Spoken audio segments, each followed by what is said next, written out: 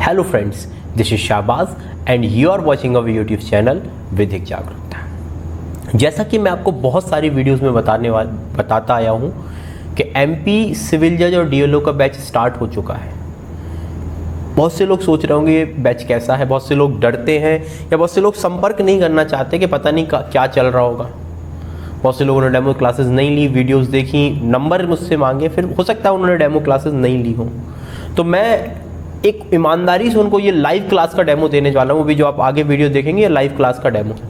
हम आपको दोनों चीज़ों का डेमो दिखाएंगे कि एक लॉ सब्जेक्ट का डेमो हमारे यहाँ कैसे चल रहा है, जिसमें हम डोमेस्टिक वायलेंस एक्ट हमारा चल रहा है, और आप एमपीजीके का भी स्टार्टिंग का डेमो देख सकते हैं। और अगर इसके बाद अगर लगता है कि आपको डेमो अच्छा और आपको क्लास से जुड़ना है तो डिस्क्रिप्शन बॉक्स में जो नंबर दिया है उस नंबर पे बेझिझक हमसे संपर्क करें। फीस बड़ी जेन्युइन रखी गई है कि जो हर व्यक्ति अफोर्ड कर सकता है। और ये जो लेक्चर सीरीज को देख के आपको अगर खुद लगता है कि हाँ ये वो टेस्ट सीरीज है जो हमें सिलेक्शन दिला सकती है, ये वो एग्जामिनेशन है जो वो क्लासेस है जो हमें सिलेक्शन दिला सकती है, ये वो पढ़ाने की टेक्निक है हमें सिलेक्शन दिला सकती है, तो आप हमसे जुड़िए। रिकॉर्डेड लेक्चर्स भी हैं, ऑनलाइन टेस्ट भी हम आपको कराएंगे, ऑनलाइन क्लासेस भी हैं, और ऑनलाइन आपको पीडीएफ जो भी होगी वो सारे पीडीएफ मटेरियल वगैरह सारी की सारी चीज़ें प्रोवाइड कराने वाले हैं, जिससे जो भी आपको सिलेक्शन में ज़रूरत है वो हम आपकी पूरी कर सकें। हमारी जो फैकल्टी है बड़ी अनुभवी फैकल्टी है। हम ऑलरेडी इसके बारे में वीडियो डाउनलोड आपको क्या कर सकते हैं, अपलोड कर चुके हैं। आप उस वीडियो को देख सकते हैं कि हमारी फैकल्टी का क्या, और फैकल्टी की ठीक है जितनी एक्सपीरियंस है वो तो अलग ही, आप उनका क्या कर सकते हैं, सैंपल भी देख सकते हैं। तो देखिए हमारे जो लेक्चर्स, ये लेक्चर्स में आपको जो लाइव लेक्चर्स है इनकी एक रिकॉर्डिंग हम लोग यहाँ पर डाल रहे हैं। और सबसे इम्पॉर्टेंट बात मैं आपको ये भी बोलना चाहूँगा कि अनअकैडमी के बारे में भी जो वीडियो के लास्ट है, जैसे ही आपका वीडियो ये ख़त्म होगा पढ़ाई वाला, ये लेक्चर वाला, इसमें आपके अनअकैडमी के जो प्राइस हाइक और बहुत सारे जो ऑफर्स चल रहे हैं उसके बारे में भी बहुत सारी चीज़ें बताई गई हैं, तो आप उसे भी देखना ना भूलिए। जहाँ तक मुझे याद है लास्ट हमारी जो क्लास हुई थी उसमें हम लोग प्री हिस्टोरिक या प्रागैतिहासिक काल के बारे में पढ़ रहे थे, ठीक है ना।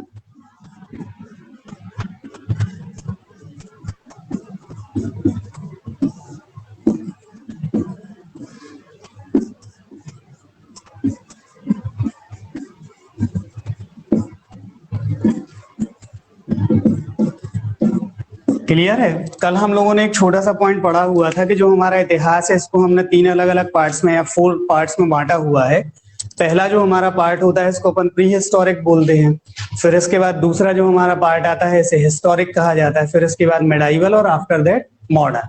क्लियर है ना। तो इन चारों पार्ट्स के बाद में हमें स्टार्टिंग करनी है प्री हिस्टोरिक से। थोड़ा सा मैं आपका इतिहास का इसमें टर्म भी लेकर चलूंगा क्योंकि आप लोगों के में जीके जीएस का भी पोर्शन थोड़ा बहुत आना है। प्री हिस्टोरिक की यदि हम लोग बात करेंगे या फिर प्रागैतिहासिक काल की बात करेंगे तो इसे लेखकों ने 3 डिफरेंट पार्ट में बांटा है, 3 अलग अलग भागों में बांट रखा है। इसमें जो हमारा पहला पार्ट आएगा इसको हम लोग नाम देते हैं पाषाण काल, ठीक है ना, या फिर इसको स्टोन एज के नाम से जाना जाता है। क्लियर है। दूसरा जो आपका टाइम पीरियड आता है इसको नाम दिया जाता है नव पाषाण काल। क्लियर है ना। इसका पाषाण काल का एक और छोटा सा नाम आता है स्टोन एज के साथ साथ पैलियोलिथिक।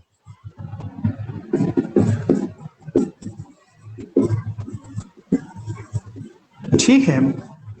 नवपाषाण काल, और जो हमारा तीसरा पार्ट होता है, सॉरी नव बाद में हुआ, पहले आपका मध्य आएगा, और जो तीसरा है ये है आपका नव पाषाण काल। क्लियर है। तो इतिहास को हम लोगों ने या फिर प्रागैतिहासिक काल को हमने मुख्य रूप से 3 अलग अलग पार्ट्स में बांटा हुआ है। पहला आपका पाषाण काल, दूसरा मध्य पाषाण काल और तीसरा नवपाषाण काल। इसको हम नाम देते हैं पैलियोलिथिक एज। ठीक है। इसके बाद में सेकंड आपका मिडिल टर्म है, ब्रॉन्ज एज से रिलेटेड है, और थर्ड वन है आपका नियोलिथिक एज। इस टाइप से इनको बांटा गया। यहाँ से हमारे क्वेश्चंस कौन कौन से आते हैं थोड़ा सा अपन उनको देखते हैं। जो पहला आपका पार्ट है पाषाण काल, इसमें हमारा पहला जो इंपॉर्टेंट क्वेश्चन रेज होता है वो है आग की खोज से रिलेटेड। एग्जामिनर हमेशा आपसे एक क्वेश्चन पूछता है कि आग की खोज कब हुई थी, तो आप लोग या तो आंसर देंगे प्रागैतिहासिक काल या फिर यदि उसने इस टाइप से ऑप्शंस दे रखे हैं तो फिर आपको बताना है पाषाण काल में। क्लियर है ना? तो आग की खोज का हमें कहां से मालूम चला?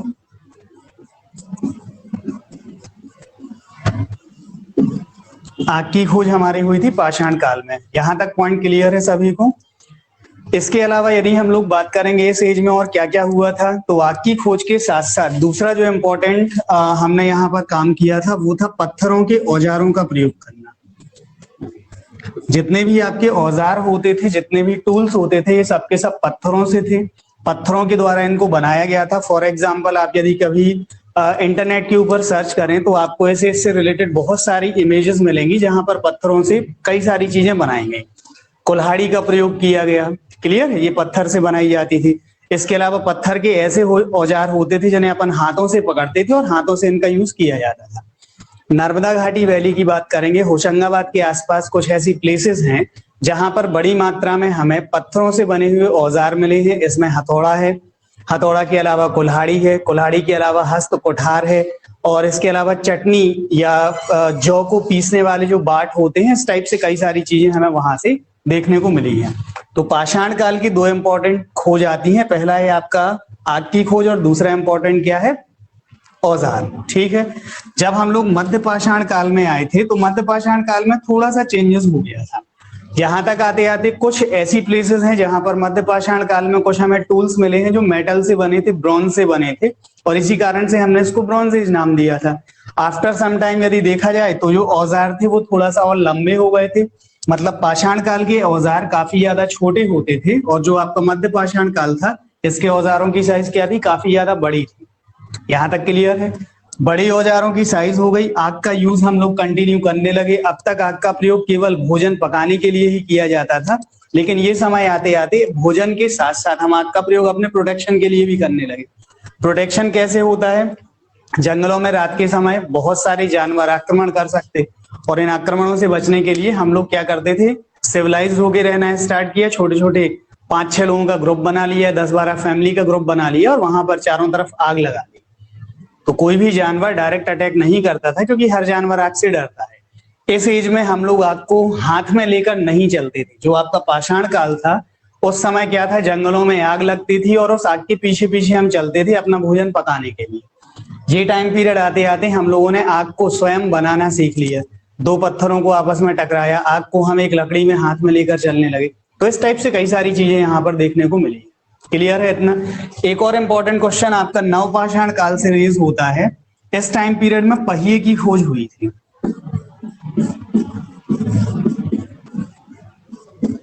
ठीक है ना? पहिए की खोज नवपाषाण काल का एक टर्म है, मोस्ट इंपॉर्टेंट है, पेपर में कई बार आ चुका है कि पहिए की खोज किस काल में हुई। तो या तो आपका आंसर प्रागैतिहासिक काल होगा, या फिर आपका आंसर क्या होगा?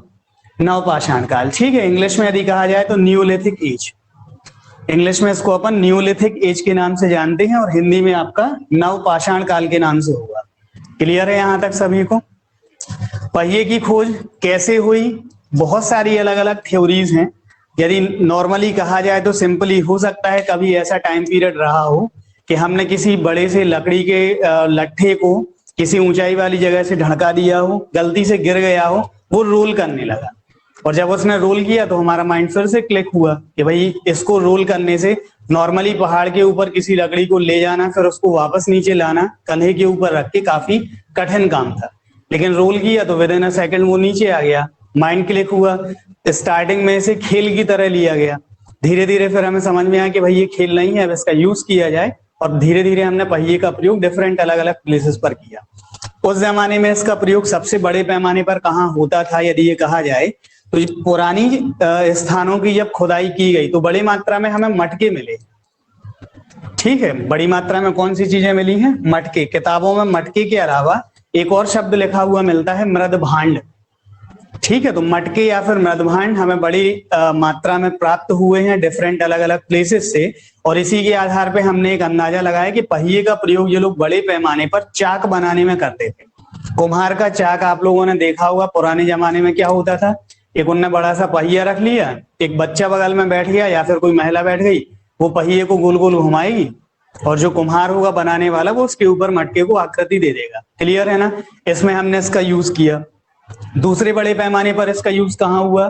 तो एंशियन टाइम की जितने भी हमारे पास बिल्डिंग्स हैं, लाइक आपने पिरामिड्स का नाम सुना होगा, ठीक है। पिरामिड यदि बोला जाए तो विश्व में मिस्र में मिलते हैं। पिरामिड आप यदि देखो तो लगभग ये 100 फीट ऊंचे तक हो सकते, और इनमें जो चट्टानें होती हैं, एक चट्टान का वजन होता है 30 से 40 टन, ठीक है। इतनी वजनी चट्टान को ऊपर तक ले जाना बिना पहिए की सहायता के संभव नहीं था। ये लोग पुल्ली वगैरह बनाते थे, पुल्ली की सहायता से उनको खींचा जाता था, या फिर उन पत्थरों के नीचे बड़े बड़े लकड़ियों को डाला जाता था जो रोल करते हुए कि करके खिसकाते हुए, क्योंकि उस समय आधुनिक मशीनरी नहीं थी। तो इस आधार पर हम लोगों ने नवपाषाण काल में पहिए की खोज की और इसका बड़े पैमाने पर यूज किया। आज यदि आप लोग प्रेजेंट में देखें तो बड़े पैमाने पर पहिए का यूज होता है। सबसे ज्यादा यूज हम कहाँ करते हैं इसका? पहिए का यूज सबसे ज्यादा कहाँ होता है? व्हीकल्स में, ट्रांसपोर्टेशन में, ठीक है। चाहे आपकी कोई भी गाड़ी हो, इसके अलावा आप सभी के घरों में फैन होगा, फैन आपका रोल कर रहा, कॉन्सेप्ट वही पहिए वाला है। मेरे हाथ में एक मार्कर है, इस मार्कर में जो ढक्कन है, जब मैं इसे ओपन करूंगा तो वही कॉन्सेप्ट तो वही है ना। तो उसका यूज बड़े पैमाने पर किया गया और समय के साथ हम लोगों ने इसका यूज ब्रॉड वे में कर दिया। कॉन्सेप्ट क्लियर है? एक और इंपॉर्टेंट चीज आती है नवपाषाण काल की। पहिए की खोज के साथ साथ हम लोगों ने यहाँ पर खेती करना भी स्टार्ट कर दिया था, ठीक है। पहला टर्म था आपका पहिए की खोज और दूसरा इंपॉर्टेंट टर्म क्या हो गया? खेती। क्लियर है? कुछ किताबों में मिलता है कि मध्यपाषाण काल में खेती की शुरुआत हुई थी, कुछ किताबें बोलती हैं नवपाषाण काल में खेती की शुरुआत हुई थी, लेकिन वैज्ञानिकों के द्वारा जो एक मान्य मत दिया गया है उसमें नवपाषाण काल में खेती की शुरुआत मानी गई। हालांकि वास्तविकता में कुछ प्लेसेस पर मध्यपाषाण काल के अंत में, जो इसका लास्ट टाइम पीरियड चल रहा था, वहां पर इसकी शुरुआत हो चुकी थी, लेकिन इसका हम लोगों ने ब्रॉड वे में यूज कब किया था? नवपाषाण काल में।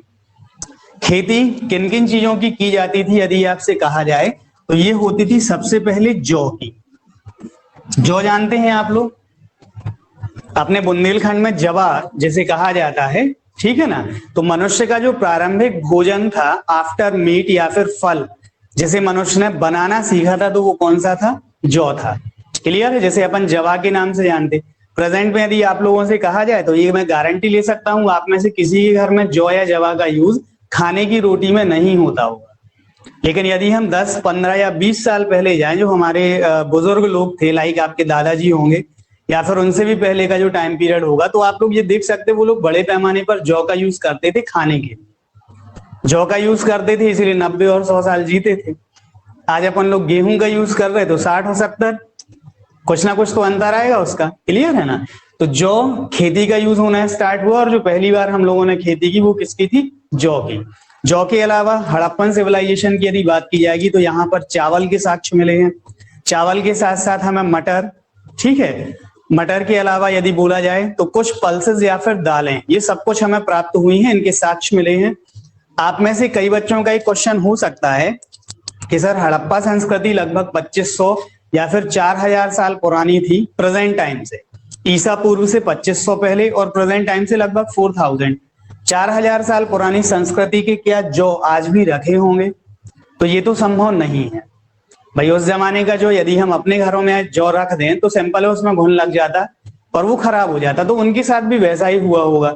लेकिन वहां से जो हमें मटके प्राप्त हुए हैं, मृदभांड प्राप्त हुए हैं, उनके ऊपर जौ की, चावल की उन लोगों ने पेंटिंग की हुई है और उस पेंटिंग के आधार पे हमने अनुमान लगाया कि मे बी पॉसिबल वो लोग इन चीजों का प्रयोग करते थे। क्लियर है ना? कॉटन की बात करी जाएगी, कपड़े की बात करेंगे तो इस काल में, यानी कि जो आपका पाषाण काल या मध्य पाषाण काल था, इस समय तक हम लोग कपड़े का प्रयोग नहीं जानते थे। ठीक है, आप लोगों ने पुरानी किसी मूवी में देखा होगा पत्ते वत्ते लपेट के घूमते थे। इस काल में पत्ते लपेटने वाला सिस्टम भी नहीं था, किसी भी प्रकार के वस्त्र नहीं होते थे। अब आपके दिमाग में एक कॉन्सेप्ट आता है कि भाई वस्त्र नहीं होंगे तो आदमी दिखेगा कैसा?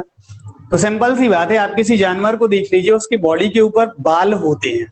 क्लियर है ना? सेम कंडीशन यहाँ पर थी, हमारी बॉडी के ऊपर बड़ी मात्रा में बाल होते थे, नाखून थे, पूंछ थी, लेकिन समय के साथ साथ हमने इनका यूज नहीं किया और ये जनरेशन बाई जनरेशन धीरे धीरे विलुप्त हो गए। क्लियर है ना? तो ये एक सिस्टम चला। नवपाषाण काल में हम लोगों ने कॉटन का यूज करना शुरू कर दिया था, कपड़ों का प्रयोग भी हम लोगों ने यहाँ स्टार्ट कर दिया। क्लियर है इतना? एक और बड़ी चीज आती है, यहाँ पर हम लोग सिविलाइजेशन की तरफ बढ़े थे। ठीक है, किसकी तरफ बढ़ गए थे? सिविलाइजेशन की तरफ। यानी कि अब तक जो हम लोग छोटी छोटी प्लेसेस में रहा करते थे, छोटे छोटे कस्बे टाइप बनाकर रहा करते थे, एक दूसरे से अलग रहते थे, अब हम लोग सिविलाइज्ड होना शुरू हो गए। जानवरों में यदि आप देखोगे तो 4 जानवर का ग्रुप अलग होता, 4 का अलग होता, वो सब एक साथ नहीं रहते, लेकिन मनुष्य ने अब क्या स्टार्ट कर दिया? सिविलाइज्ड होके रहना। ये आपका एक टर्म है, कैसे इससे रिलेटेड? प्रागैतिहासिक काल। इसके यदि मैं टाइम पीरियड की बात करूंगा तो टाइम पीरियड इसका स्टार्ट होता है 40 लाख ईयर्स एगो से, 40 लाख वर्ष से स्टार्ट होता है और ये लगभग 3000 बीसी तक जाता है। ठीक है, 3000 ईसा पूर्व के आसपास तक का ये समय रहा और इसके बाद में फिर हड़प्पन सिविलाइजेशन की शुरुआत हो गई थी। यहां तक क्लियर है सभी को? चलिए अब बात करते हैं मध्य प्रदेश से रिलेटेड कि मध्य प्रदेश में यहाँ पर ये एक विशेष रूप से याद रखना, ये जो मैंने पॉइंट्स लिखे हैं इनसे क्वेश्चन वो लोग रेज कर सकते हैं। आग की खोज किस काल में हुई थी? तुरंत आपको आंसर मालूम होना चाहिए। पाषाण काल में आग की खोज हुई। क्लियर है ना? पहिए की खोज कब हुई? खेती का प्रयोग कब किया? या फिर मनुष्य ने सिविलाइज्ड होकर रहना कब स्टार्ट किया? या तो ऑप्शन ये होगा, यदि ऑप्शन ये वहां पर नहीं है तो फिर अगर उन लोगों ने ऑप्शन ये दे रखे हैं तो फिर आपको इन ऑप्शंस में से देना है। बन जाएगा सभी से? ठीक है। तो अब नेक्स्ट इंपॉर्टेंट है, पाषाण काल में मध्य प्रदेश का क्या रोल रहा है, थोड़ा सा हम उसको लेकर चलते हैं।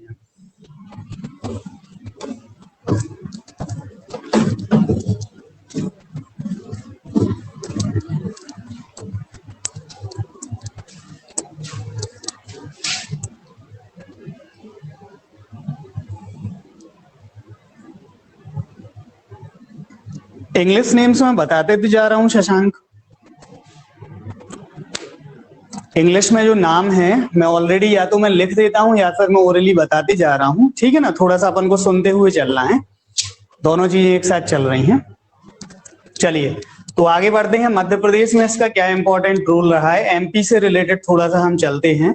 तो यहाँ पर जो हमारा पाषाण काल है मध्य प्रदेश में, इसका टाइम पीरियड माना गया है लगभग 40 लाख ईयर्स एगो से 4000 बीसी तक।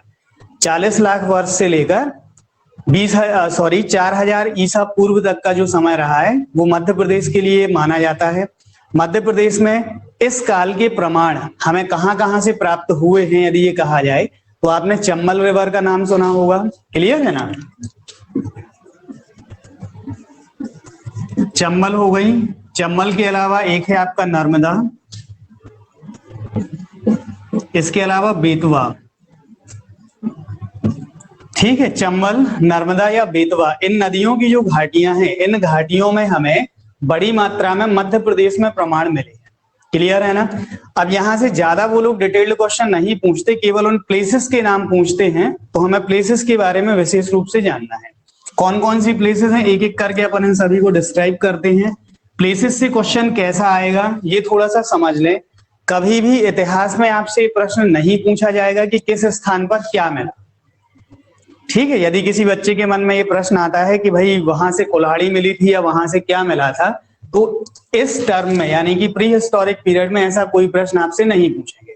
वो एक निश्चित प्लेस का नाम दे देंगे और फिर आपसे पूछेंगे ये प्लेस कहां पर है या फिर किस रिवर के किनारे है। तो कोई नदी के किनारे होगी या फिर कोई किसी जिले में होगी, वही आपसे क्वेश्चन आएगा। इसके अलावा वो लोग ज्यादा डिटेल नहीं पूछते। हड़प्पन सिविलाइजेशन से क्वेश्चन पूछे जाते हैं कि कौन सी चीज कहां पर मिली थी। क्लियर है? तो जब अपन लोग हिस्ट्री का टर्म पढ़ेंगे, हड़प्पन सिविलाइजेशन में आएंगे, तब वहां पे चर्चा होगी।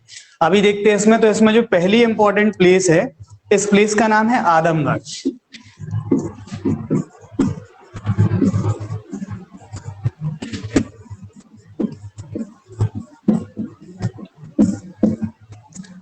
क्लियर है? तो मध्य प्रदेश की यदि इतिहास की बात की जाए तो इसमें जो प्रागैतिहासिक काल का पहला इंपॉर्टेंट प्लेस है वो कौन सी होगी? आदमगढ़। आदमगढ़ कहां पर है? तो ये है आपकी होशंगाबाद में।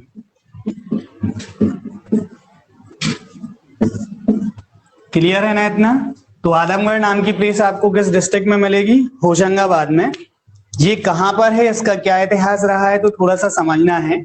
प्री हिस्टोरिक पीरियड में मैंने आपको बताया था 3 अलग अलग पार्ट्स बनाए गए। सबसे पहले आपका पाषाण काल, दूसरे नंबर पर मध्य पाषाण और तीसरा क्या था? नव पाषाण। क्लियर है ना? आपका यदि इंग्लिश वाइज बोला जाए तो पहला पैलियोलिथिक एज, ठीक है, दूसरा कौन सा था? मिडिल टर्न, ब्रॉन्ज एज से रिलेटेड, और थर्ड वन आपका कौन सा था? Neolithic as.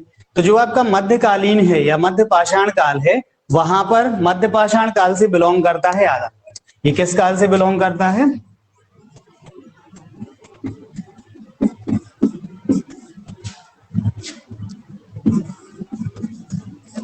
ठीक है, तो आदमगढ़, पहला क्वेश्चन आपका यही बनेगा, आदमगढ़ कहां पर है? तो ये होशंगाबाद में है। किस काल से बिलोंग करता है?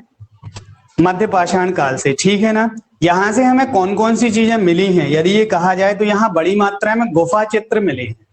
प्राचीन मनुष्यों के द्वारा जंगलों में गुफाओं का निर्माण किया गया था, या फिर प्राकृतिक रूप से जो गुफाएं बनी थी, लाइक किसी भी जगह पर आपको गुफाएं कई बार पहाड़ों पर देखने को मिल जाती हैं जो प्राकृतिक रूप से बनती हैं। इसका प्रयोग मनुष्य के द्वारा किया गया था। इन गुफाओं में जो लोग रहते थे उनके द्वारा कुछ चित्र बनाए गए। क्लियर है ना। तो वो सब के सब चित्र हमें कहां से प्राप्त हुए हैं? आदमगढ़ से। इनके अलावा जो दूसरी इंपॉर्टेंट चीज हमें यहां से मिली है वो है शिकार। उन चित्रों में मनुष्यों ने बड़े लेवल पर या फिर प्राचीन मनुष्यों ने शिकार के चित्र बनाए हैं। क्लियर है ना। तो यहां से हमें शिकार के साक्ष्य मिले हैं। इसको प्राचीन मनुष्य की या प्राचीन मानव की क्रीड़ा स्थली कहा गया है। किस नाम से जाना गया? क्रीड़ा स्थली। ये हालांकि पेपर में नहीं आएगा, आपके पेपर में केवल इतना ही क्वेश्चन आता है, आदमगढ़ कहां पर है? होशंगाबाद में। किस काल से बिलोंग करता है? मध्य पाषाण काल से या फिर ब्रॉन्ज एज से। क्लियर है इतना।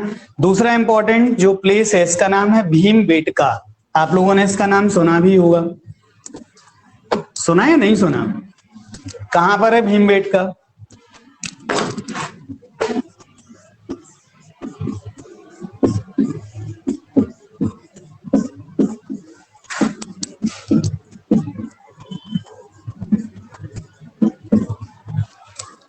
भीमबेटका कहां पर है? एनीवन? नहीं मालूम। भीमबेटका आपकी पड़ती है रायसेन। ठीक है, कौन सी प्लेस पर है ये? रायसेन में है। लगभग यदि ये कहा जाए तो आप लोगों ने भोपाल का नाम सुना होगा। भोपाल के बगल में सटा हुआ जिला है रायसेन। मध्य प्रदेश के मानचित्र में आप लोग यदि उसको देखेंगे तो भोपाल से सटा हुआ रायसेन है, और भोपाल से लगभग 40 किलोमीटर की दूरी पर है भीमबेटका। जंगलों के बीच में स्थित है। भीमबेटका क्यों इंपॉर्टेंट है? इसके कई सारे कारण हैं। यहां पर लगभग मोर देन 500 गुफाएं मिली हैं। कितनी गुफाएं प्राप्त हुई हैं?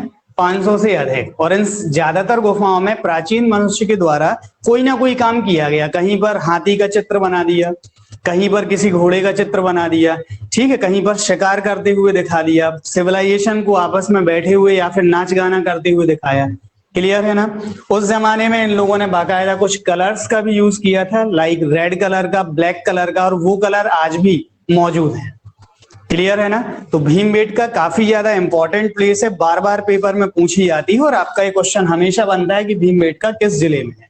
कई बच्चे गलती कर देते हैं क्योंकि ज्यादातर किताबों में लिखा रहता है भोपाल से 40 किलोमीटर दूर, तो बच्चों के दिमाग में क्या चलता है? भोपाल डिस्ट्रिक्ट है, लेकिन एक्चुअल में डिस्ट्रिक्ट कौन सा है? रायसेन। एक और इम्पोर्टेंट है, एक इम्पोर्टेंट थोड़ा सा और भी बन जाती है। आप लोगों ने एक संस्था का नाम सुना होगा, यूनेस्को। क्लियर है ना। यूनेस्को का मुख्यालय पेपर में कई बार पूछा जा चुका है। तो यूनेस्को के बारे में यदि हम लोग बात करेंगे तो यूनेस्को ने इसे विश्व धरोहर में शामिल किया हुआ है। क्लियर है ना। मध्य प्रदेश की कुछ प्लेसेस को विश्व धरोहर में शामिल किया गया है, और इन प्लेसेस में आपका ये प्लेस मोस्ट इंपॉर्टेंट है, बन जाएगा। क्लियर है। तीसरी इंपॉर्टेंट प्लेस है पनार पानी।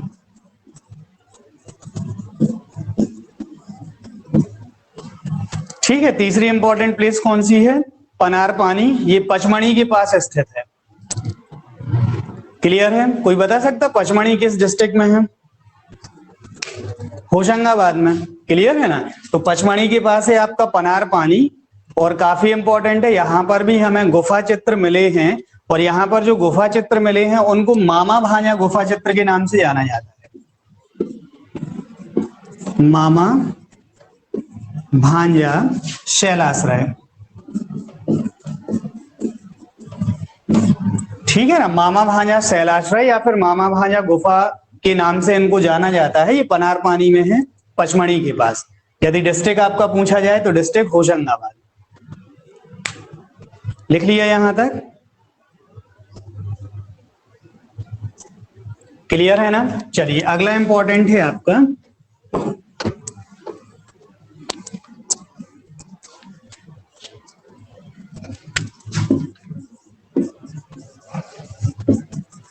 कायथा।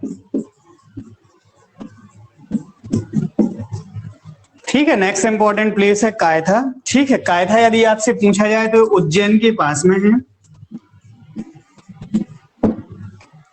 उज्जैन से लगभग 30 या फिर 33 किलोमीटर की दूरी पर है आपका कायथा। और कायथा से एक क्वेश्चन हमेशा आता है, आपने एक पुराने व्यक्ति का नाम सुना होगा, वराह मिहिर।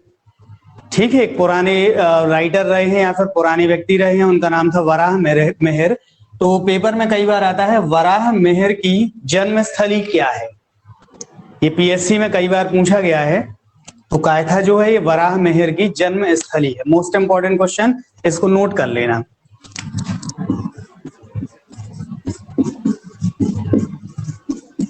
ठीक है ना, वराह मिहिर की जन्म स्थली है और काफी बार ये पेपर में पूछा गया है। यहां तक बनेगा। ठीक है, अब कायथा से हमें कौन कौन सी चीजें मिली हैं यदि ये कहा जाए तो छेनी आप लोगों ने सुना होगा, कुल्हाड़ी। ठीक है, छेनी, कुल्हाड़ी। इसके अलावा गोल्ड के छोटे छोटे से पीसेस मिले हैं, गोल्ड के जैसे कंचे होते हैं, कंचे के टाइप के कुछ गोल्ड के पीसेस बनाए गए थे। मे बी पॉसिबल किसी ऑर्नामेंट को बनाने के लिए या फिर किसी आभूषण को बनाने के लिए इनने यूज किया होगा, तो वो चीजें हमें वहां से प्राप्त हुई हैं। क्लियर है। एक और इंपॉर्टेंट प्लेस है आपकी एरण।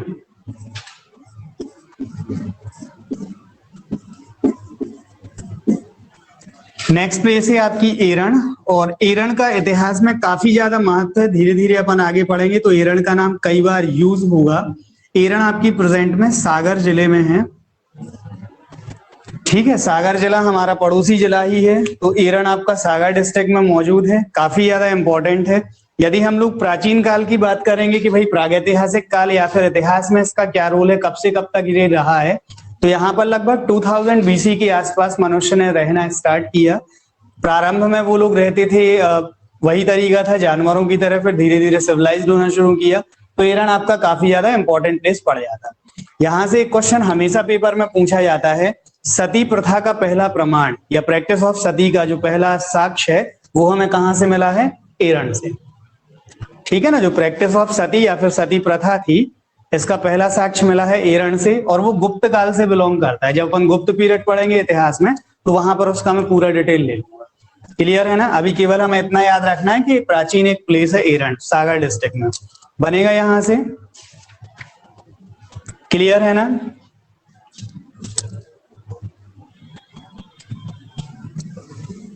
तो ये कुछ आपके इंपॉर्टेंट प्लेसेस हैं जो प्रागैतिहासिक काल से बिलोंग करती हैं। इसके अलावा उज्जैन है, इंदौर है, महेश्वर है, इन प्लेसेस से भी हमें बड़ी मात्रा में छोटे छोटे अपन बोल सकते हैं प्राचीन काल से संबंधित चीजें मिली हैं, लेकिन मुख्य रूप से 5-6 प्लेस हैं। यहां तक बन जाएगा ना सबसे। क्लियर है। अब बात करते हैं मध्य प्रदेश के डायरेक्ट क्वेश्चन से रिलेटेड। ये तो हो गई बात थोड़ा सा इतिहास की। इतिहास को ही सर कंटिन्यू करें या फिर जिलों को कर दें? भाई सिलेबस के अकॉर्डिंग तो जिले हैं इनके पहले इंपॉर्टेंट, क्योंकि इतिहास से क्वेश्चन उतने नहीं पूछे जाते, बस तो ऐसे ही किया। ठीक है ना, यहां तक का सभी को समझ में आ गया हो? कोई डाउट हो तो जल्दी से पूछ लो आप लोग।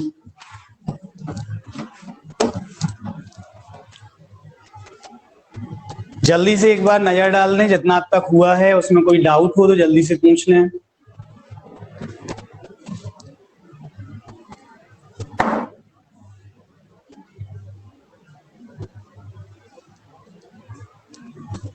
टाइप करके पूछना है, ओरली मत पूछना। ठीक है, मुझ तक आवाज नहीं आ रही आपकी, टाइप करना है, माइक से नहीं पूछना। No doubt, very good, all clear, चलो बढ़िया है। और बच्चे सो रहे हैं क्या? केवल 4-5 स्टूडेंट्स ने ही मैसेज किए हैं।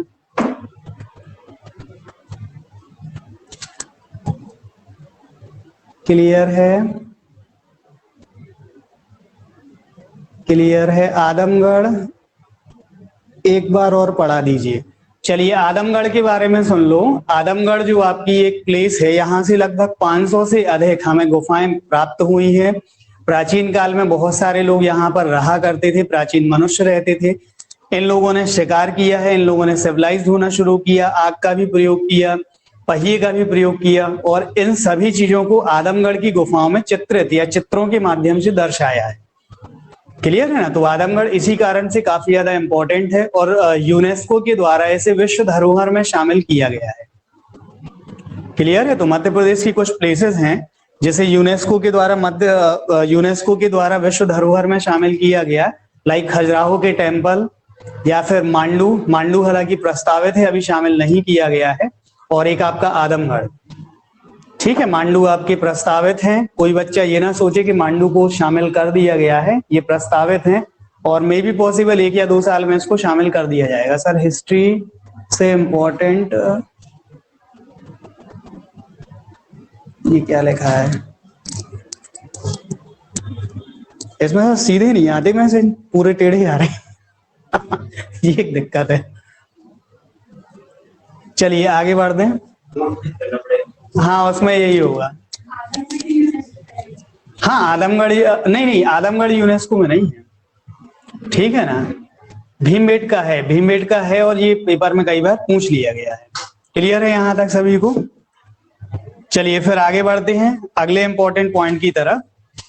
तो पहले आप लोगों के मैं जिले कंप्लीट करवा देता हूं और फिर जिलों के बाद में जो आपका हिस्ट्री हो गया, रिवर से रिलेटेड हो गया, संस्कृति या खेलकूद है वो सब। पहले एक अपन बड़ा पोर्शन कंप्लीट किए ले रहे जिलों से रिलेटेड, जो आपका डायरेक्ट पेपर में पूछा जाता है, क्योंकि अपने पास टाइम काफी कम बचा हुआ है। ऐसा नहीं है टाइम बहुत ज्यादा है, तो उसी के अकॉर्डिंग थोड़ा सा हमें समझना है। चलिए तो जिलों की संख्या मध्य प्रदेश में कितनी है ये तो सबको पता ही होगा, कितने हैं 52। ठीक है, और संभाग कितने हैं 10 हैं। ठीक है ना, तो जिलों की संख्या 52 है। ठीक है, 52 आपके जिले हैं और संभाग कितने हैं 10 संभाग हैं। ठीक है, वेरी गुड प्रियंका, सही लिखा आपने। तो चलिए इसमें सबसे पहले जो हम लोग बात करते हैं वो है जबलपुर की। जबलपुर आपका एक इंपॉर्टेंट संभाग है और यहाँ से कई सारे क्वेश्चंस पूछे जाते, तो अपन एक एक करके जबलपुर संभाग के बारे में जानते हैं।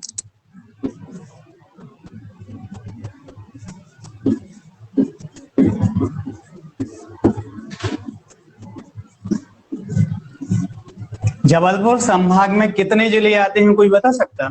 एनीवन?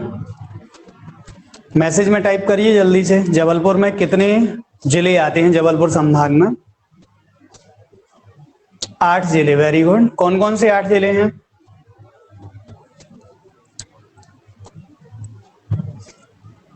आठ जिले कौन कौन से हैं?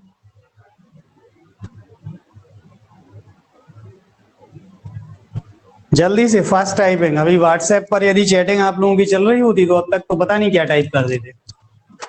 ठीक है, पढ़ाई के टाइम पर चैटिंग थोड़ा सा स्लो हो जाती।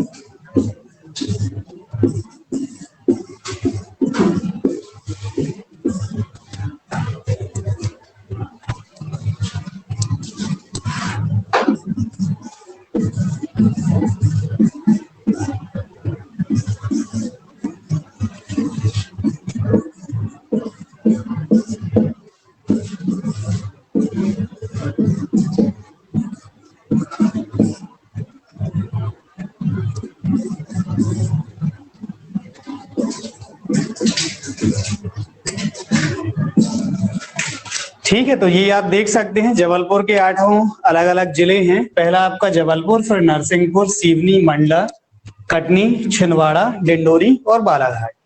क्लियर है ना। तो पहले हमें इन 8 को या फिर इन 8 के 8 डिस्ट्रिक्ट्स को एक एक करके निपटाना है, फिर उसके बाद अपन लोग आगे बढ़ते हैं। एक बार इस पे सभी लोग नजर डाल लें। तो पहला है आपका जबलपुर, फिर नरसिंहपुर, तीसरा है सिवनी, फिर आपका मंडला, आफ्टर दैट कटनी, छिंदवाड़ा, डिंडोरी और बालाघाट। ठीक है, तो जबलपुर संभाग की यदि बात की जाएगी तो ये मध्य प्रदेश की सांस्कृतिक राजधानी है, पेपर में कई बार आ चुका है।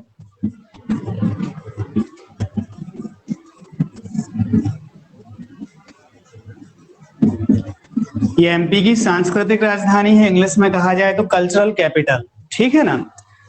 पेपर में कई बार आ चुका है कि मध्य प्रदेश की सांस्कृतिक राजधानी कौन सी है, जबलपुर है। इंग्लिश वालों के लिए कल्चरल कैपिटल कौन सी है, तो आप बोल सकते हो जबलपुर।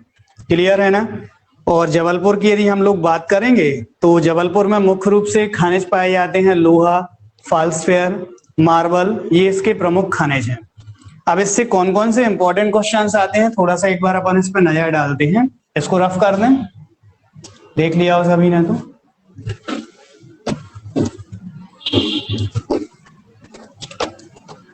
तो जबलपुर संभाग के बारे में हमें पता चल चुका है। अब हम बात करते हैं जबलपुर जिले के बारे में। जबलपुर जिले में कौन कौन सी इंपॉर्टेंट चीजें हैं, एक बार हम इनके ऊपर थोड़ा सा नजर डालेंगे। क्लियर है ना। तो जबलपुर जिले की यदि हम लोग बात करेंगे तो यहाँ पर पहला इंपॉर्टेंट क्वेश्चन है, मध्य प्रदेश की जो हाई कोर्ट है वो जबलपुर में मौजूद है। ये आप में से सभी बच्चे जानते होंगे। कोई ऐसा स्टूडेंट है जिसे ये बात नहीं पता? यदि कोई ऐसा स्टूडेंट है तो भाई बहुत गंभीर स्थिति है उसके लिए, क्योंकि आप लोग एडीपीओ पेपर की तैयारी कर रहे हैं, हाई कोर्ट का पता नहीं है। ठीक है, अब यदि कोई ऐसा होगा भी तो बताएगा नहीं। कोई है क्या ऐसा? चलिए, तो मध्य प्रदेश का जो हाई कोर्ट है ये आपका कहां पर मौजूद है? जबलपुर में। मोस्ट इंपॉर्टेंट पहला क्वेश्चन। अच्छा, कोई बता सकता है हाई कोर्ट की चीफ जस्टिस अभी कौन है? एनीवन? जो बच्चे अभी ऑनलाइन बैठे हैं वो भी थोड़ा सा बताएं, हाई कोर्ट में चीफ जस्टिस प्रेजेंट में कौन है?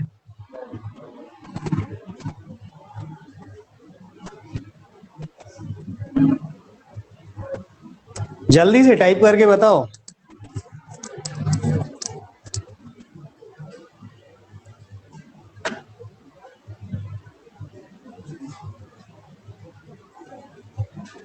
Mohammad Rafiq, very good.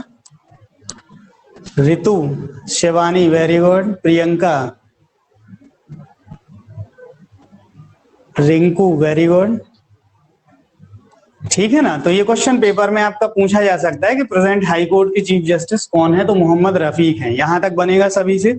और यदि आपसे पूछा जाए कि भाई जबलपुर संभाग का मुख्यालय कहां पर है, तो जबलपुर संभाग का मुख्यालय भी जबलपुर जिला ही है। ठीक है, यहाँ पर एक सैनिक छावनी भी है, ये भी पेपर में कई बार पूछा गया है। सैनिक छावनी का मतलब है जो आपका आर्मी कैंट वाला एरिया होता है, उसे अपन हिंदी में सैनिक छावनी बोलते हैं। ये भी आपका जबलपुर में मौजूद है। एक चीज हमेशा याद रखना है, इन जिलों से जनसंख्या से रिलेटेड कितनी पॉपुलेशन है, कितना इनका लैंड एरिया है, कितने लैटिट्यूड से कितने लॉन्गिट्यूड तक है, ये सब पेपर में वो लोग नहीं देते। क्लियर है। पेपर में केवल वही चीजें आएंगी यदि मान लीजिए आपका पेपर आफ्टर 1 मंथ है और कोई पर्टिकुलर जिला बहुत ज्यादा हाईलाइट हो गया तो उससे जरूर पूछ सकते, या फिर किसी नए जिले का गठन हुआ, फॉर एग्जांपल निवाड़ी जिला, तो उससे क्वेश्चन आ सकता है। बाकी जो पुराने जिले हैं उनसे यहां से ऐसा कोई क्वेश्चन नहीं आएगा। ठीक है, यहां से अब जो इंपॉर्टेंट क्वेश्चन आपके बनते हैं थोड़ा सा अपन एक बार उन पर नजर डालते हैं। सबसे पहले यहां से हमें ध्यान देना है जबलपुर के पूर्व नाम कौन कौन से हैं। तो इसका एक पुराना नाम है त्रिपुरी, ये शायद सभी लोग जानते होंगे। इतिहास में कई बार ये शब्द आ चुका है। कांग्रेस का त्रिपुरी अधिवेशन कब हुआ था, ये पेपर में कई बार आ चुका है। त्रिपुरी काफी इंपॉर्टेंट वर्ड है। तो जबलपुर का जो प्राचीन नाम है ये त्रिपुरी है। इसे त्रिपुरी नाम किसने दिया था, तो एक प्राचीन वंश होता था हैहई वंश। ठीक है, या फिर हैहई डायनेस्टी के द्वारा इसको त्रिपुरी राजधानी के रूप में यूज किया गया और त्रिपुरी हैहई वंश के द्वारा ही दिया गया, इसका प्राचीन नाम था। क्लियर है। तो जबलपुर का ओल्ड नेम हमें क्या मिलेगा, त्रिपुरी। यहां तक सभी को मालूम है। एक और इंपॉर्टेंट आता है, यहां पर एक ऋषि निवास करते थे जिनका नाम था जाबाली। ठीक है, जाबाली नाम के ऋषि यहां पर निवास करते थे और इन्हीं जाबाली ऋषि के नाम से इसका नाम क्या पड़ा, जबलपुर। क्लियर है। तो जाबाली ऋषि के नाम से इसको कनेक्ट कर दिया जबलपुर नाम में, और इसका प्राचीन नाम हमें क्या मिलता है, त्रिपुरी। प्राचीन काल में जाबाली ऋषि के नाम पर इसका नाम जाबालीपुरम रखा गया, और जाबालीपुरम के बाद में फिर इसका नाम कन्वर्ट होकर क्या हो गया, जबलपुर। अपभ्रंश कर दिया गया। संस्कृत में पुरम शब्द का यूज कई बार किया गया है और हिंदी में पुरम की जगह पुर शब्द का यूज किया जाता। क्लियर है ना इतना। और इसका एक और इंपॉर्टेंट नाम आता है, जबलपुर को हम लोग महाकौशल क्षेत्र के नाम से भी जानते हैं। ठीक है, तो यदि आपसे कभी पूछा जाता है कि भाई महाकौशल क्षेत्र कौन सा है, तो ये मुख्य रूप से जबलपुर या उसके आसपास के जिलों को लिया जाता, तो महाकौशल क्षेत्र के नाम से भी हम किसे जानते हैं, जबलपुर से। बनेगा सभी से? यहां तक के पॉइंट्स यदि क्लियर हो तो फिर आगे बढ़े। क्लियर है ये वाले पॉइंट? चलो आगे बढ़ते फिर।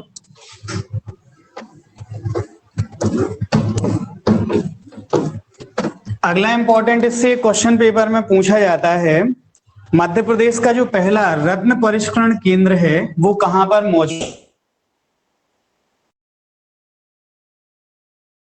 रत्न परिष्करण केंद्र, रत्न समझते हैं आप लोग? रत्न अंगूठियां, जेम्स। हाँ, रत्न जो हम लोग अंगूठियों के रूप में यूज करते हैं, लाइक डायमंड हो गया, टोपाज हो गया, क्लियर है ना, अमेरिकन डायमंड वगैरह ये सुने होंगे, पन्ना है, नीलम वगैरह है, तो ये आपके रत्न होते। जबलपुर में मध्य प्रदेश का पहला रत्न परिष्करण केंद्र खोला गया है। यहाँ पर ऑल ओवर इंडिया से कई सारे रत्न आते हैं, उन रत्नों को तराशा जाता है।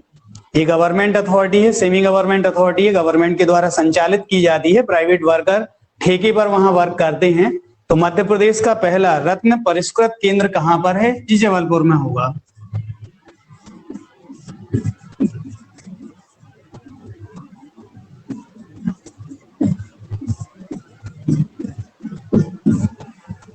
ठीक है ना, तो रत्न परिष्कृत केंद्र हमें कहां पर देखने को मिलेगा? जबलपुर में। बनेगा इतना।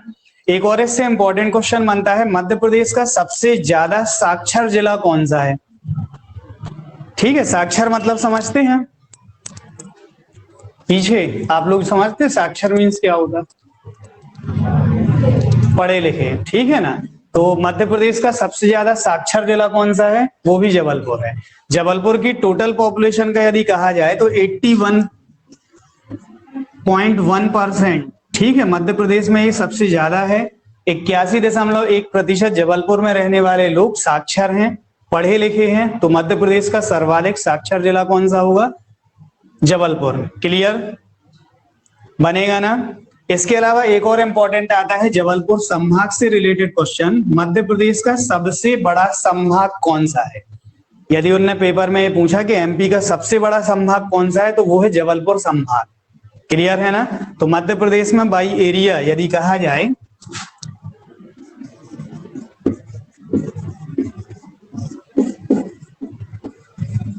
क्षेत्रफल या फिर एरिया वाइज यदि कहा जाए, तो जो जबलपुर आपका संभाग है ये मध्य प्रदेश का सबसे बड़ा संभाग है। ठीक है, बात में क्षेत्रफल की कर रहा हूं, पॉपुलेशन की नहीं कर रहा। पॉपुलेशन में दूसरा नाम आ जाता है। क्लियर? जब अपन उस जिले पर आएंगे तो वो आएगा। तो क्षेत्रफल के हिसाब से सबसे बड़ा संभाग कौन सा है? जबलपुर। यहां तक के पॉइंट क्लियर है सभी को? चलिए आगे बढ़ते हैं अगले इंपॉर्टेंट पॉइंट की तरफ। एमपी में हाई कोर्ट की स्थापना कब की गई थी, कोई बता सकता है? क्वेश्चन दो टाइप से पूछ सकता है, मध्य प्रदेश में हाई कोर्ट की स्थापना कब की गई, या फिर जबलपुर में हाई कोर्ट की स्थापना कब की गई। कुछ बच्चों ने ऑनलाइन आंसर भी दिया हुआ था। मध्य प्रदेश में हाई कोर्ट की स्थापना सबसे पहले कब की गई?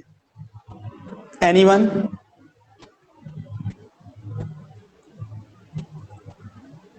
Very good, 1956। ठीक है ना, जितने बच्चे आंसर दे रहे हैं सभी सही दे रहे हैं। तो 1956 में 1956 में पहली बार हाई कोर्ट की स्थापना की गई। अच्छा, यहीं से क्वेश्चन आपका बनता है, जो आपका सेंट्रल का कोर्ट है, ठीक है, इसकी स्थापना कब की गई थी पहली बार? सुप्रीम कोर्ट की स्थापना भारत में सबसे पहले कब की गई थी? एनीवन?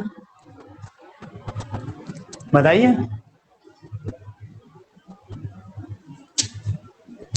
Supreme court 1956। ये तो आपका हाई कोर्ट हो गया, मैं सुप्रीम कोर्ट पूछ रहा हूं। किसी को नहीं पता?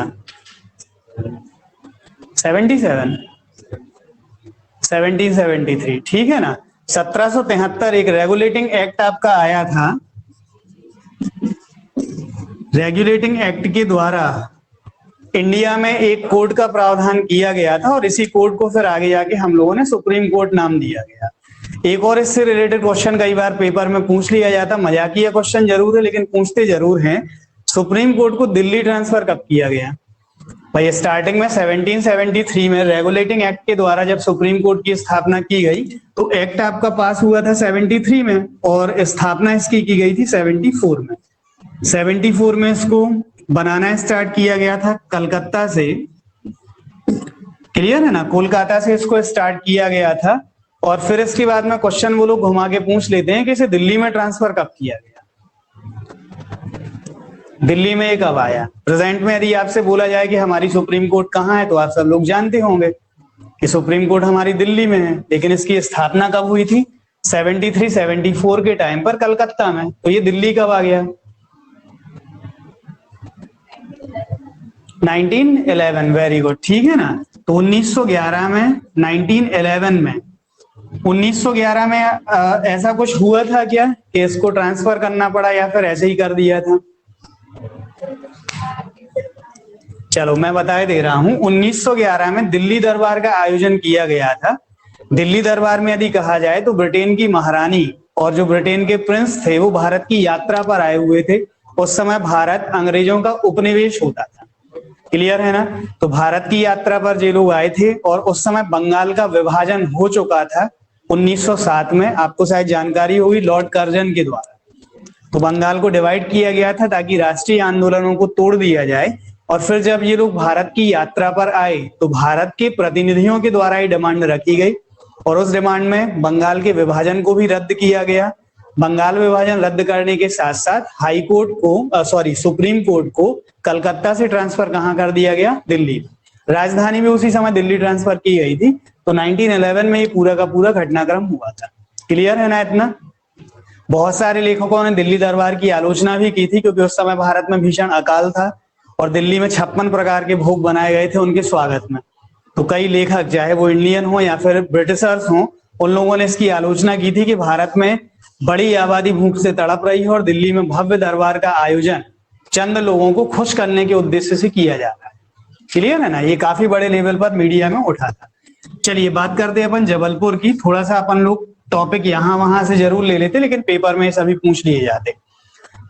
चलिए जबलपुर में नेक्स्ट इंपॉर्टेंट है आपका अगला एनसीसी प्रशिक्षण केंद्र, ये भी आपका जबलपुर में मौजूद है,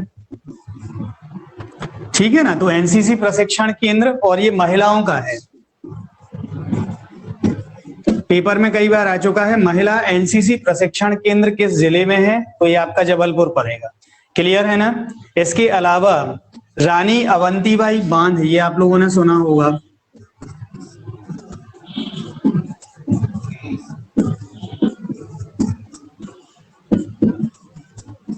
रानी अवंतीबाई बांध या फिर रानी अवंतीबाई डैम, ये आपका काफी ज्यादा चर्चा में कुछ समय पहले रहा था क्योंकि यहाँ पर एक इलेक्ट्रिसिटी परियोजना लाने का उद्देश्य था, फिर उसे कैंसिल कर दिया गया। तो इस कारण से मीडिया हाईलाइट हुआ था, पेपर में आ सकता है। और ये जबलपुर में एक प्लेस है जिसका नाम है बरगी, बरगी नाम की प्लेस पर मौजूद है, क्लियर है ना। तो पेपर में कई बार आता है रानी अवंतीबाई बांध किस जिले में है, जबलपुर जिले में। यदि जबलपुर ऑप्शन नहीं होगा तो ऑप्शन आपको क्या मिलेगा, बरगी। यहां तक क्लियर है ना, बन जाएगा। इसके अलावा पशु चिकित्सा महाविद्यालय, ये भी इंपॉर्टेंट है।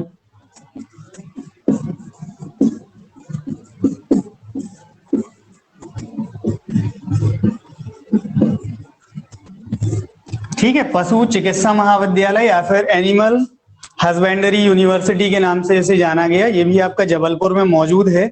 और इससे भी हमारे दो अलग अलग क्वेश्चन पूछे जाते हैं। मध्य प्रदेश में जो जबलपुर का पशु चिकित्सा महाविद्यालय है दूसरे नंबर पर है। पहला वाला यदि कभी पूछा जाता है तो पहला आपका खोला गया था महू में, क्लियर है। तो ये क्वेश्चन हमेशा पेपर में पूछा जाता है, मध्य प्रदेश में पहला पशु चिकित्सालय कहाँ पर खोला गया या पशु चिकित्सा महाविद्यालय कहाँ पर खोला गया, तो महू में खोला गया।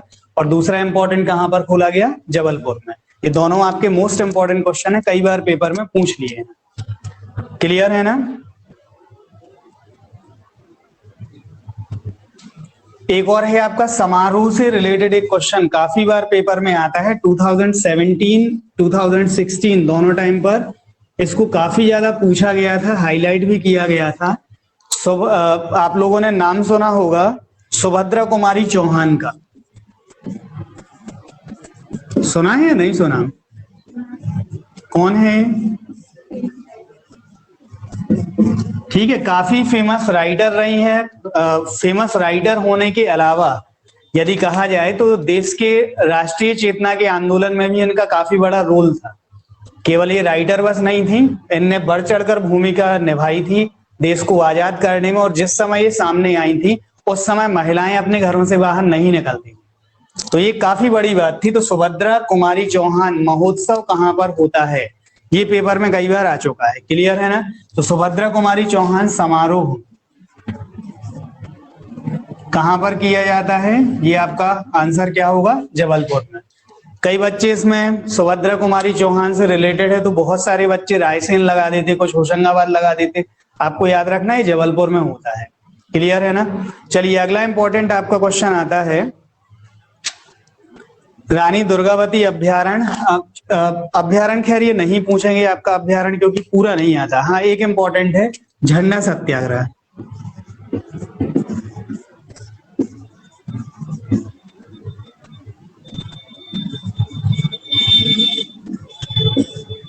ठीक है ना, ये पेपर में कई बार पूछा जाता है कि मध्य प्रदेश में झंडा सत्याग्रह किस स्थान पर हुआ था।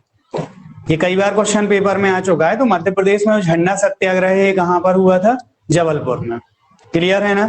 झंडा सत्याग्रह यदि इसका टाइम पीरियड बोला जाए तो आप लोगों ने 1923 सुना होगा, और 1923 में गांधी जी काफी एक्टिव हो चुके थे ऑल ओवर इंडिया में, क्लियर है ना। 1916 के आसपास गांधी जी का भारत में आगमन हुआ था साउथ अफ्रीका से। 1923 में काफी ज्यादा एक्टिव थे, और इन्हीं के आदेश पर हम बोल सकते हैं कि मध्य प्रदेश के जबलपुर में झंडा सत्याग्रह किया गया। क्या हुआ था सत्याग्रह में यदि ये बात कही जाए तो जबलपुर में जो सैनिक छावनी ब्रिटिशर्स की हुआ करती थी, उस छावनी के ऊपर इन लोगों ने प्लान बनाया था भारत के झंडे को लगाने का। भारत का झंडा आप सभी लोगों ने देखा होगा, प्रेजेंट में तिरंगा है। उस जमाने में तिरंगा नहीं होता था, थोड़ा सा आकार चेंज था। जहां पर चक्र मिलता है उस चक्र के स्थान पर चरखा को रखा गया था। और जो हमारे झंडे का इतिहास है कई बार चेंज किया गया, चाहे आपकी 1857 की क्रांति हो और अब तक का जो तिरंगा हो, बीच में कई बार ये चेंज भी हुआ है। तो इन लोगों ने प्लान बनाया था कि हमें उस सैनिक छावनी के ऊपर भारत के झंडे को लगाना है, ब्रिटिश झंडे को नीचे फेंकना है। ठीक है, ये 1923 में हुआ था, और इसी कारण से झंडा सत्याग्रह काफी ज्यादा फेमस इवेंट है। इस इवेंट में बढ़ चढ़कर हिस्सा लिया था डॉक्टर राजेंद्र प्रसाद ने, सुभद्रा कुमारी चौहान ने, और इन लोगों को जेल भी जाना पड़ा था, क्लियर है ना। आफ्टर सम टाइम ये लोग बाहर भी आ गए थे, लेकिन उस टाइम पर काफी कुछ वहां पर ड्रामा हुआ था। यहां तक बनेगा, क्लियर है ना। चलिए आगे बढ़ते हैं। एक और इंपॉर्टेंट है भेड़ाघाट, ये तो सभी लोग जानते ही होंगे, ठीक है ना। तो भेड़ाघाट आपका कहां पर मौजूद है? जबलपुर में, क्लियर है। कई बार ये पेपर में पूछा गया है।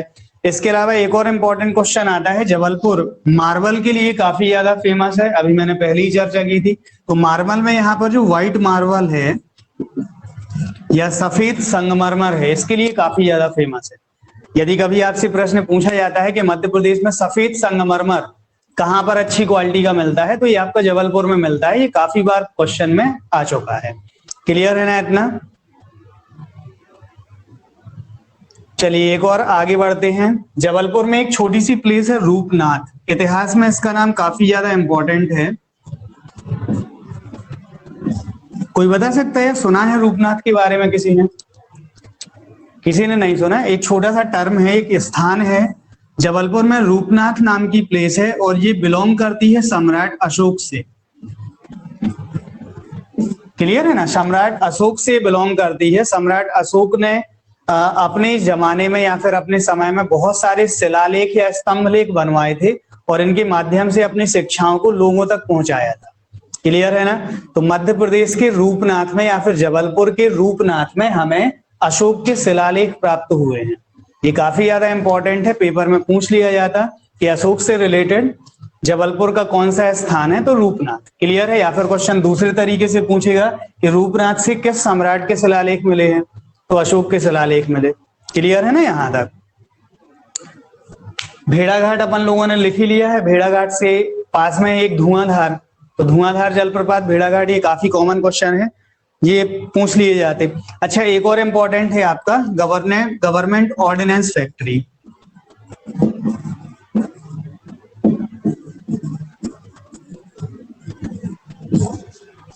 गवर्नमेंट ऑर्डिनेंस फैक्ट्री ये भी आपकी जबलपुर में मौजूद है और स्थान का नाम हो जाएगा खमरिया।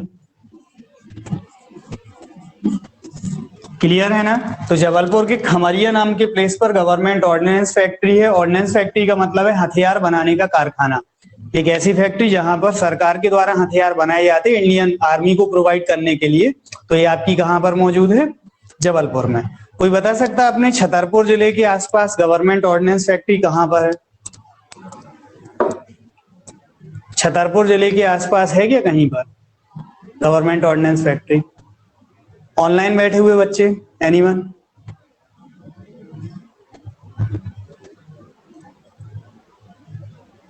किसी को नहीं मालूम?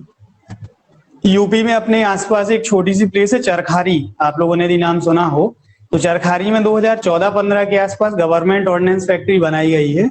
और जो यूपी से रिलेटेड आपके क्वेश्चन है वहां पर ये चीज पूछते हैं। हालांकि एमपी से बिलोंग नहीं करता तो अपन लोग उस पर उतना ध्यान नहीं देते। चरखारी में जो राजा का महल बना हुआ था उस महल के लगभग 80% हिस्से में उन्होंने ऑर्डिनेंस फैक्ट्री बनाई है।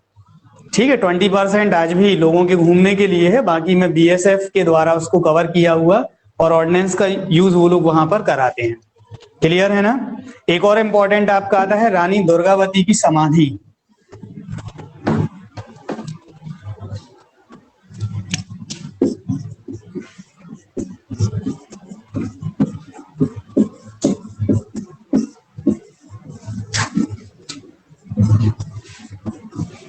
ठीक है, रानी दुर्गावती की समाधि ये भी जबलपुर में मौजूद है। जबलपुर में एक छोटी सी प्लेस है जिसका नाम है बरेला। तो जबलपुर के बरेला नाम के स्थान पर रानी दुर्गावती की समाधि है। क्लियर है ना? यहां तक के पॉइंट सभी को क्लियर है? कोई बच्चा हो तो जल्दी से पूछ लो, फिर अपन आगे बढ़े।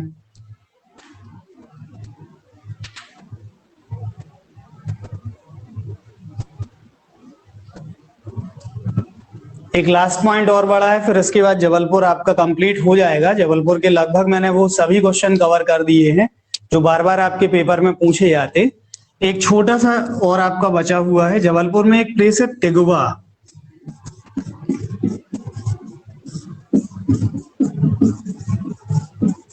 ठीक है, जबलपुर के तिगवा नाम के प्लेस से हमें गुप्त पीरियड के मंदिर प्राप्त हुए हैं।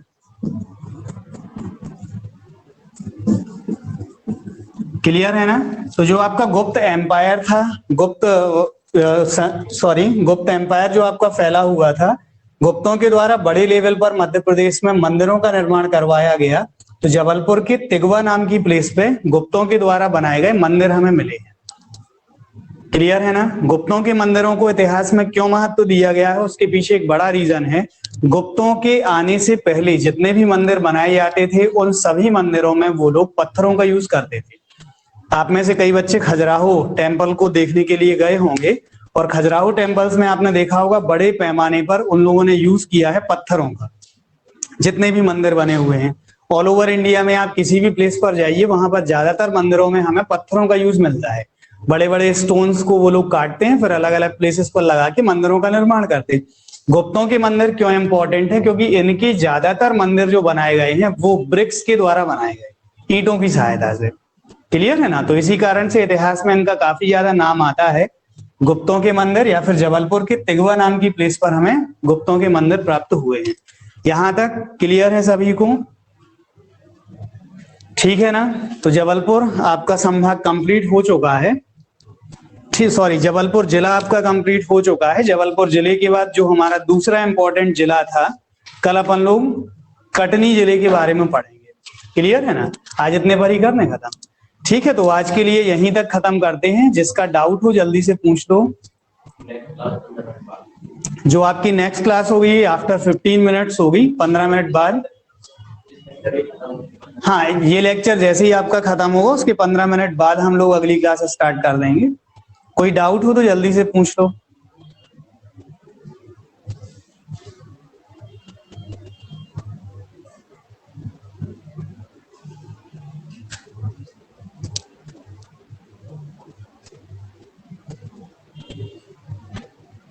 नेहा आपने पूछा है सर भीमबेटका भी, हाँ बिल्कुल भीमबेटका यूनेस्को में शामिल है।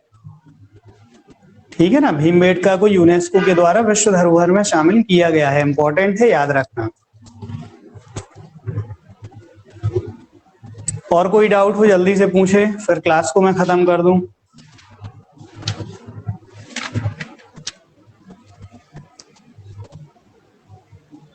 No doubt, very good.